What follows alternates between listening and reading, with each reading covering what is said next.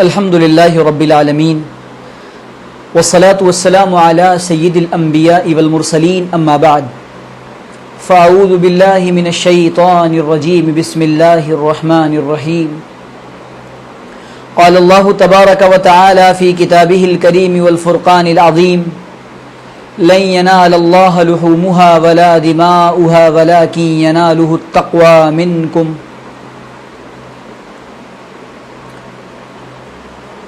عن زید بن ارقم رضی اللہ تعالی عنہ قال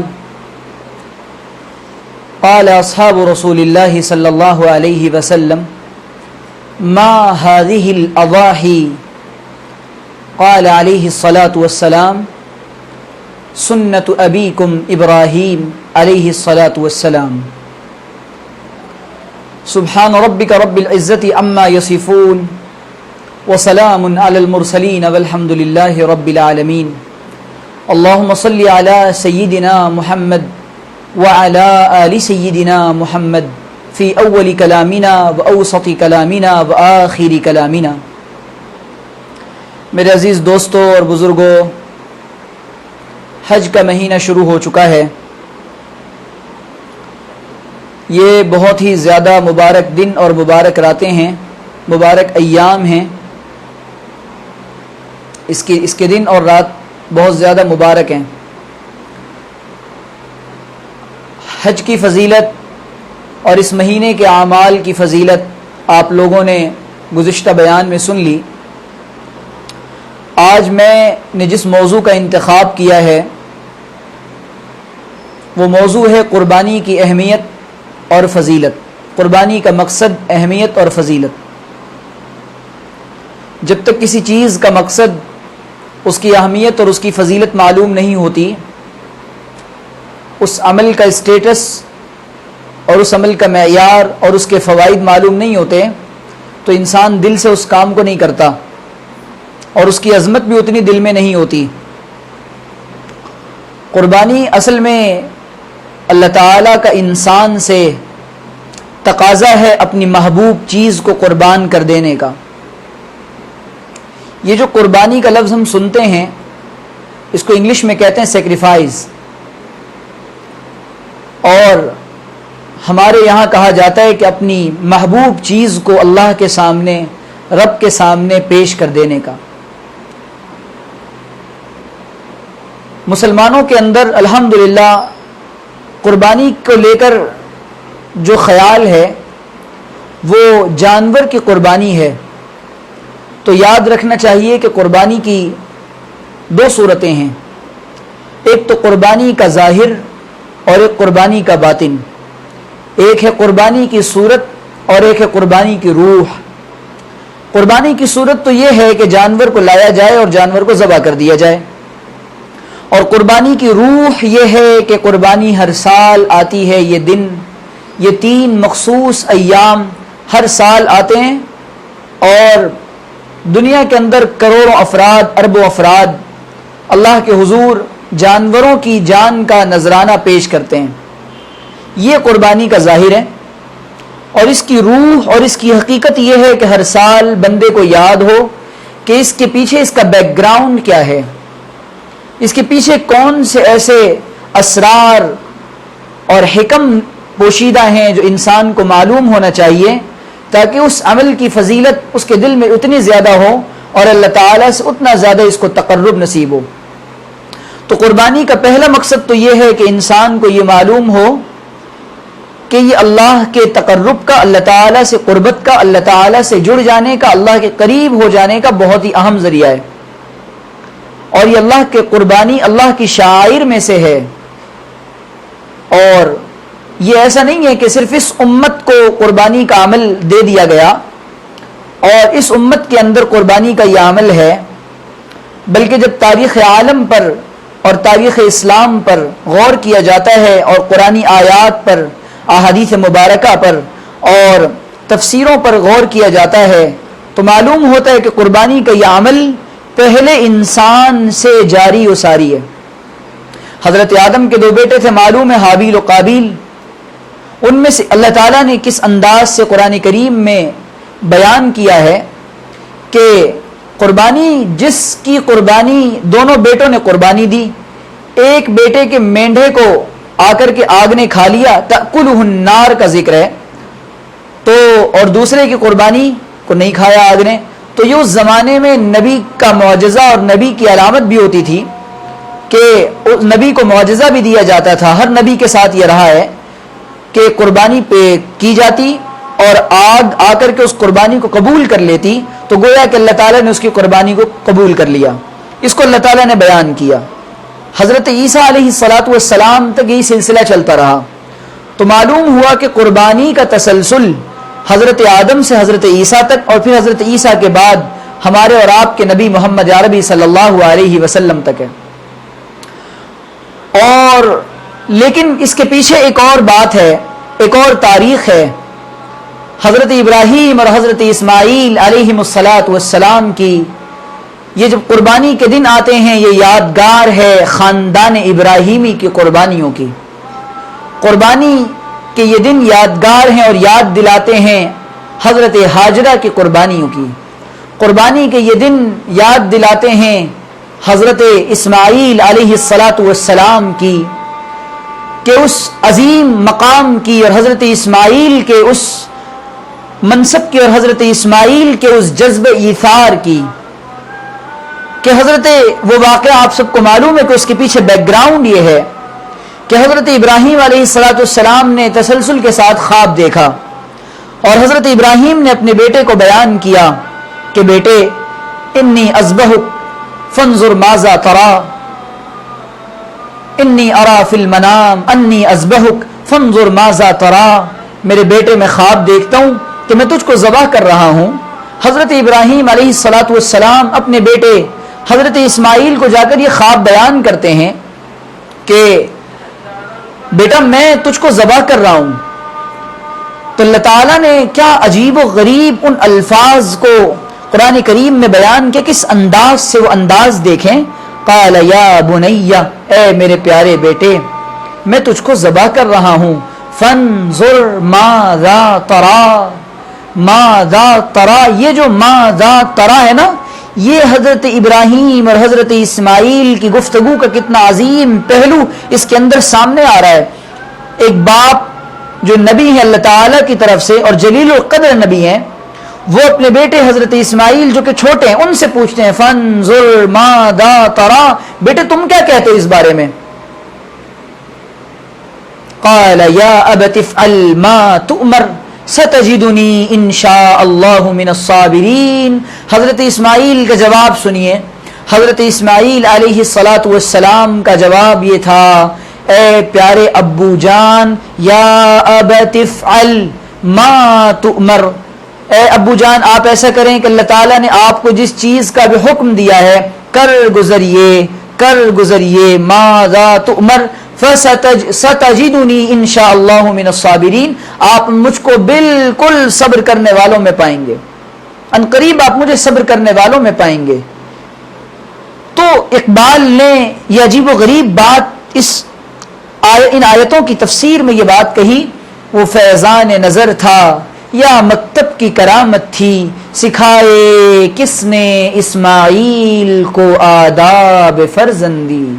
وہ فیضان نظر تھا یا کہ مکتب کی کرامت تھی، سکھائے کس نے اسماعیل کو آداب فرزندی. ایک باپ اپنے بیٹے سے مال نہیں مانگ رہا، ایک باپ اپنے بیٹے سے کوئی اور دنیا کی نعمت اور دولت نہیں مانگ رہا. ایک باپ اپنے بیٹے سے کہتا ہے مجھے تیری جان کا نذرانہ چاہیے، تو بیٹا کہتا ہے ابو جان کر گزریے. تو یہ مقام تھا اور یہ مزاج تھا، یہ نبوی مزاج ان کے اندر منتقل ہوا تھا. تو قربانی کے ذریعے یہ جذبہ پیدا کرنے کا مقصد ہے، قربانی کا مقصد ہے کہ یہ جذبہ پیدا ہو جائے. اور حضرت ابراہیم علیہ الصلاۃ والسلام حضرت اسماعیل کو لے کر کے بھی گئے اور یہ بات سب کے سامنے ان آیتوں کو جو پڑھا جاتا ہے بے ساختہ آنسو نکل جاتے ہیں. اللہ تعالیٰ نے کس انداز سے منظر کشی کی ہے. فلما اسلما وتلہ للجبین، جب باپ اور بیٹے ان دونوں نے اپنے آپ کو اللہ کے سپرد کر دیا اور اپنا سر تسلیم خم کر دیا تو اللہ تعالیٰ نے کہا نادیناہ ان یا ابراہیم قد صدقت الرؤیا انا کذالک نجزی المحسنین، تم نے خواب کو سچ کر دکھایا. اللہ تعالیٰ نے بس بس بس بس بس رک جاؤ رک جاؤ رک جاؤ، قد صدقت الرؤیا، تم نے اپنا خواب سچ کر دکھایا، بس اب تمہاری قربانی نہیں. اللہ تعالیٰ کہہ رہے ہیں کہ ہم نے آسمان سے جنتی جانور اتارا، وہ چھری کے نیچے آ گیا، وہ ذبح ہو گیا. کیا جذبات بنے ہوں گے حضرت ابراہیم اور حضرت اسماعیل کے. اب یہ دیکھیں حج کے ساتھ اس کو مشابہت اور سملیرٹی بھی ہے کہ قربانی کے حج کے ایام میں، حج کے دنوں میں قربانی ہوتی ہے، اور یہ حج کے ارکان میں سے قربانی کرنا یہ تمتع اور قران کرنے والوں پر واجب ہے. تو اب جب حج کرنے والا حاجی جاتا ہے قربانی کرتا ہے، حضرت شاہ ولی اللہ محدث دہلوی رحمۃ اللہ علیہ نے حجت اللہ البالغہ میں لکھا ہے کہ اس قربانی کا ایک مقصد یہ بھی ہے ان دنوں میں کہ اللہ تعالیٰ کے حاجیوں سے اور حجاج کرام سے قربانی کرنے والوں کو مشابہت ہو جائے. یہی وجہ ہے نا کہ ان دنوں کے اندر اللہ کے رسول نے فرمایا کہ جو آدمی قربانی کا ارادہ کرے تو اس کے لیے مستحب ہے کہ وہ اپنے ناخن اور اپنے بال نہ تراشے، کیونکہ اس میں بھی حجاج کرام سے سملیرٹی اور مشابہت ہے. تو بھئی بات یہ ہے کہ قربانی کا جو یہ عمل آتا ہے یہ اس لیے آتا ہے کہ ہم اپنی قیمتی چیز کو، ورنہ حق تو یہ تھا، جان دی ہوئی اسی کی تھی، حق تو یہ ہے کہ حق ادا نہ ہوا. اور بات سچی یہ ہے ہم اگر اللہ تعالیٰ کے سامنے اپنی جان کا نذرانہ بھی پیش کر دیں، یہ بھی کم ہے، ہونا تو یہ چاہیے تھا ہم اپنی جانوں کا نذرانہ پیش کر دیں، لیکن ہم اپنی جان کا نذرانہ تو کیا پیش کرتے. اللہ تعالیٰ نے حضرت اسماعیل کے بدلے جنت سے مینڈے کو بھیج کر یہ فضل کر دیا کہ ہم کو بھی جانوروں کی قربانی کرنی ہے. اب دیکھیں آپ، جانور قربان جب ہم کرتے ہیں، لاتے ہیں، اس کو 10 دن پہلے کھلاتے ہیں، پلاتے ہیں، اپنے بچے کی طرح پالتے ہیں، کتنا پیار کرتے ہیں، محبت کرتے ہیں، اور جب اس کو قربان گاہ کی طرف لے کر جاتے ہیں ہر کسی کے دل کی کیفیت یہ ہوتی ہے اب اس کے اوپر چھری چلے گی. لیکن وہ جو لمحہ ہوتا ہے وہ انسان کو اللہ سے سب سے زیادہ قربت کا لمحہ ہوتا ہے کہ انسان اب کہتا اللہ میں آپ کے سامنے اپنی قربانی کو پیش کر رہا ہوں، میں اپنا بیٹا اور اپنی جان تو آپ کے سامنے نہیں لٹا سکتا، میرے اللہ میری اس حقیر سے قربانی کو قبول فرما لیجئے. جو وہ جذبات بنتے ہیں یہی قربانی کی روح اور یہی قربانی کا فلسفہ اور یہی قربانی کی حقیقت ہے کہ وہ کنیکشن جڑ جاتا ہے.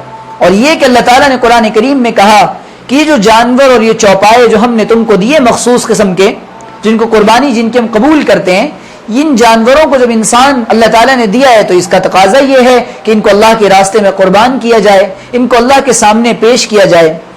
اب لوگ کہتے ہیں کہ بھئی قربانی کے ایام میں قربانی کیوں کریں، اتنا پیسہ صدقہ کر دیں. یہ بھی لبرلز کی طرف سے ایک اعتراض ہوتا ہے اور اس کا جواب ہوتا ہے، سوال جواب چلتا رہتا ہے. جب قربانی کے ایام آتے ہیں 50,000 کے بکرے آ گئے جناب، 1 لاکھ کے بکرے آ گئے، اس کی ضرورت کیا ہے؟ اور جناب کے ہاتھ میں 1 لاکھ روپے کا آئی فون ہوتا ہے، 90 لاکھ روپے کی مرسڈیز ہوتی ہے، 3 کروڑ کے گھر میں رہتے ہیں. تو لوگ کہتے ہیں جی کیا ضرورت ہے اس کی؟ تو بھائی آپ ایسا کریں کہ پہلے اپنی تمام چیزوں کو قربان کر دیں. دوسری یہ کہ ان جانوروں کی پیدائش کا بنیادی مقصد یہ ہے کہ ان کو اللہ کے سامنے قربان کیا جائے. اور قرآن کریم کی تقریباً نصف درجن آیات قربانی کی فضیلت پر دلالت کرتی ہیں. میں نے بیان کر دیا قربانی کا مقصد یہ ہے لن ينال الله لحومها ولا دماؤها ولكن يناله التقوى منكم. اللہ تعالیٰ نے کہا نہ اللہ تعالیٰ کو ہرگز تمہارا نہ خون پہنچتا ہے نہ گوشت پہنچتا ہے، کچھ بھی نہیں پہنچتا. اللہ تعالیٰ تو تمہارے دلوں کے تقوی اور تمہارے دلوں کی نیتوں کو دیکھتے ہیں. تو بات یہ کہ اب قربانی کے ہر عمل میں ریا ہے. کتنے کا بکرا لائے، کتنے کا جانور لائے، کتنے کا مینڈا لائے، جناب اتنے کا لائے، بتا رہے ہیں لوگ اتنے لائے اور اتنے کریں گے اور ایسا کریں گے اور ویسا کریں گے، ہم نے اتنا گوشت بانٹا اور ہم نے تو اتنے لوگوں کو دیا اور ہم تو ایسا اور ویسا، نہ جانے کیا کیا کیا کیا. تو قربانی کے ہر عمل میں ہر قدم قدم پہ ریا ہے. اس عمل کو بہت اخلاص کے ساتھ کرنے کی ضرورت ہے. اکثر انسان اس میں جو ہے ریاکاری مبتلا ہو جاتے ہیں کہ وہ بس قربانی ان کی ساری ضائع ہو جاتی ہے. اللہ تعالیٰ نے صاف کہہ دیا مجھے نہ تمہارے گوشت کی ضرورت ہے نہ خون مجھے پہنچتا ہے، کچھ بھی نہیں. جانور قربان ہوتا ہے یہ اللہ تعالیٰ تمہاری نیت دیکھتا ہے کہ میرے کوئی غریب آدمی ہو اس کی حیثیت 10,000 روپے کے جانور قربان کرنے کی ہو اور اس کی نیت خالص اور اللہ تعالیٰ کے لیے ہو تو اللہ تعالیٰ اس کو قبول فرما لیتے ہیں. کوئی مالدار آدمی ہو وہ 1 کروڑ روپے کے جانور بھی قربان کر دے اور نیت لوگوں کو دکھلانے کی ہو تو ریاکاری والا عمل اللہ تعالیٰ قبول نہیں فرماتے. اس لیے اپنی قربانیوں کو بہت زیادہ اخلاص کے ساتھ کرنا چاہیے. احادیث میں بھی اس کی فضیلت کو بیان کیا گیا ہے. تو تمام انبیاء کا تسلسل، قربانیوں کا تسلسل تمام انبیاء کے زمانے سے جاری و ساری تھا. اللہ کے رسول صلی اللہ علیہ وسلم نے بھی قربانی کی اور ہر سال جتنے سال آپ مدینۃ المنورہ میں رہے تمام عمر آپ نے قربانی کی ہے. اور حضرت علی کی روایت ہے، دوسرے صحابہ کی روایت ہے، اللہ کے رسول صلی اللہ علیہ وسلم ہر سال 2 جانور ذبح فرماتے تھے، ایک اپنے لیے اور ایک اپنی امت کی طرف سے. اور بعد میں حضرت علی فرماتے ہیں حضرت علی کا بھی یہی مستقل معمول تھا کہ حضرت علی رضی اللہ تعالیٰ عنہ بھی مستقل قربانی فرماتے اور ایک اپنی طرف سے، ایک اللہ کے رسول کی طرف سے اور ایک امت کی طرف سے. تو بھئی بات یہ ہے کہ قربانی اس لیے ہے. اچھا، اس کا فائدہ صرف یہ نہیں ہے کہ دینی فائدہ ہوتا ہے، اس کے معاشی اور اکنامیکل بینیفٹس بھی بہت زیادہ ہیں. ملک کی اور پوری دنیا کی اکنامی قربانی کے جانوروں سے اور اس کی خرید و فروخت سے بڑھ جاتی ہے. تو اس کی فضیلت اور اہمیت میں یہ بات بھی داخل ہے کہ اللہ تعالیٰ نے قربانی کے جانوروں کو خرید و فروخت کا ذریعہ بنا دیا. اور دوسری اہم بات، جو لوگ کہتے ہیں نا یہ کیوں قربانی ہو رہی ہے، ہم ان سے سوال پوچھتے ہیں اتنی قربانیاں ہو رہی ہیں لیکن دنیا میں تب سے لے کر آج تک اللہ تعالیٰ نے جانوروں کی کمی نہیں ہونے دی اور اربوں کھربوں جانور ہر سال قربان ہوتے ہیں اور اس سے زیادہ اگلے سال پیدا ہو جاتے ہیں. تو یہ اللہ تعالیٰ جو چیز اللہ کے نام پر قربان کی جاتی ہے اللہ تعالیٰ اس چیز میں بہت زیادہ خیر و برکت عطا فرما دیتے ہیں. اور بھی اس کے علاوہ قرآن کریم کے بے شمار آیات ہیں جن میں قربانی کا ذکر ہے اور قربانی کے فضائل بیان کیے گئے ہیں. احادیث مبارکہ بھی تقریباً درجن سے زیادہ درجنوں احادیث قربانی کی فضیلت پر ہیں. حضرات صحابہ حضرت زید بن ارقم کی روایت فرماتے ہیں اللہ کے رسول کے صحابہ نے پوچھا ما هذه الاضاحی یا رسول اللہ کے رسول یہ قربانیاں کیا ہیں؟ تو اللہ کے رسول نے فرمایا هذه سنت ابیکم ابراہیم، یہ تمہارے باپ حضرت ابراہیم کی سنت ہے. اور دیکھیں اللہ کے رسول کہتا ہے ابن الذبیحین، میں 2 ذبح ہونے والوں کا بچہ ہوں، ایک حضرت اسماعیل کا اور دوسرے حضرت عبداللہ کا. تو اللہ کے رسول سے بھی اس کو مناسبت ہے کہ حضرت اسماعیل کے خاندان سے اللہ کے رسول صلی اللہ علیہ وسلم ہے. تو ظاہر ہے کہ ہمیں تو بڑھ چڑھ کر اس میں حصہ لینا چاہیے اور قربانی کے اس عمل میں اپنے آپ کو بتانا چاہیے. تو جناب بات یہ کہ حضرت زید بن ارقم سے صحابی رسول فرماتے ہیں اللہ کے رسول کے صحابہ نے پوچھا اور پھر آپ سے صحابہ نے پوچھا اللہ کے رسول ما لنا فیہا یا رسول اللہ، اس میں ہمارے لیے کیا اللہ کے رسول؟ آپ نے فرمایا بکل شعرۃ حسنہ، ہر بال کے بدلے 1 نیکی ملے گی. بکریوں اور جانوروں تو اللہ کے فرمایا 1 نیکی. اور آپ نے پھر صحابی نے پوچھا اللہ کے رسول جو بھیڑ ہوتی ہیں، مینڈے ہوتے ہیں، ان کے اون کے بدلے کیا ملے گا؟ آپ نے فرمایا اون کے ہر بال کے بدلے 1 نیکی ملے گی. تو جتنے جانوروں پر بال ہوتے ہیں اللہ تعالیٰ ان بالوں کے بقدر نیکی عطا فرماتے ہیں. تو انسان تو نیکیوں کا حریص اور محتاج ہے. اور دوسرے یہ کہ اللہ کے رسول صلی اللہ علیہ وسلم نے فرمایا قیامت کے دن تمہاری یہ قربانیاں اور تمہارے قربان کیے ہوئے جانور اشعار باشعارہا واضلافہا وقرونہا، یہ اپنی سینگوں کے ساتھ، کھروں کے ساتھ، بالوں کے ساتھ اللہ کے دربار میں حاضر ہوں گے اور گواہی دیں گے کہ اس نے مجھے قربان کیا تھا. اور یہ حاضر ہوں گے اور یہ تمہارے سامنے اللہ تعالیٰ ان کو سامنے لائے گا. تو یہ قربانیاں وہاں ہمارے لیے اجر و ثواب کا ذریعہ بنیں گی. اور اللہ کے رسول صلی اللہ علیہ وسلم نے فرمایا قربانی کے دنوں میں، ان 3 دنوں میں اللہ کے کوئی ابن آدم کا سب سے بہترین عمل قربانی کے ان 3 دنوں میں سب سے افضل اور بہترین عمل خون بہانے کے علاوہ اور جانور کے قربان کرنے کے علاوہ کوئی بھی نہیں ہے. اب کوئی کہ صدقہ کر رہا ہوں، تو بھائی جو آپ قربانی کریں گے اس کا گوشت جو ہزاروں کروڑوں غریبوں کو پہنچے گا جن کو سال بھر کھانا کھانے کو گوشت میسر نہیں ہوتا اور گوشت دیکھنے نہیں پاتے، ایسے لوگوں تک جب یہ گوشت جائے گا تو وہ بھی تو کام ہی ہو رہا ہے. پھر جو جانور خریدتا ہے بیچتا ہے ان لوگوں کا منافع ہے، چارہ بیچنے والوں کا منافع ہے. لاک ڈاؤن کے اندر ایک بات سمجھ لیں، میرا ناقص تجزیہ ہے کہ اس وقت 75% لوگ قربانی نہیں کر پا رہے غربت کی وجہ سے. کئی ہزار کروڑ روپے کا، پوری میں ہندوستان کی بات کر رہا ہوں، کئی 100 کروڑ روپے کا انڈیا کے اندر نقصان ہو رہا ہے صرف جانوروں کے نہ بکنے کی وجہ سے اور جانوروں کی عدم دستیابی کی وجہ سے اور منڈیوں کے نہ لگنے کی وجہ سے، اور لوگ یہاں سے گاؤں چلے گئے کوئی اور لوگوں کے پاس پیسے اور مال نہ ہونے کی وجہ سے.